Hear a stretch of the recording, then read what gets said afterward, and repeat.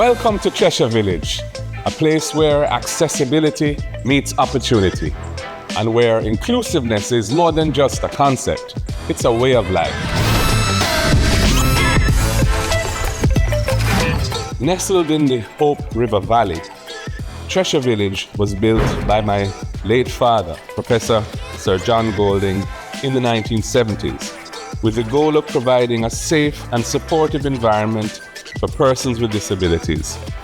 Each home in the village is meant for a person with disabilities and an able-bodied person to live together in harmony. I remember when I had my accident, Professor Golding was the one who was there for me. He's the one that really takes so much interest in getting me to who I am today. Professor Golding is a visionary person. He made this community, Cheshire Village community, accessible for persons with disability so that we can be able to develop ourselves, be independent. When this place was opened in the 1970s, I felt excited about the whole situation. I see it will help me and other disabled persons because of the accessibilities around. I started swimming in 1966. Was my first games, was the Commonwealth Games in Jamaica here.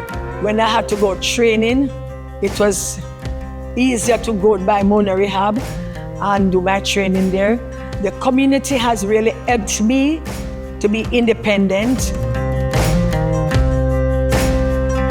Sir John Golding, who came to Jamaica, who operates in the medical fraternity, a very special person, very special gifted person. Such a great contribution he had made to this country, and particularly to our disabled community. He was the one who really administered to my disability. I know that his son, Mark Golding, will follow in his footsteps to continue the good work that he started. Mr.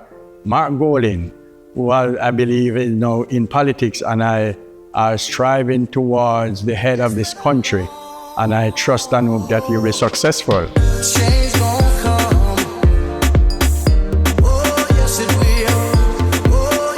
Inclusivity must become part of us and be part of every decision that we make. The people, the residents of Cheshire Village, and indeed all persons with disabilities must have a seat at the table. When given the opportunity as Prime Minister, I will strive to ensure that Jamaica is not just for the few, but for every Jamaican, and that all voices are heard. Make the trumpets play.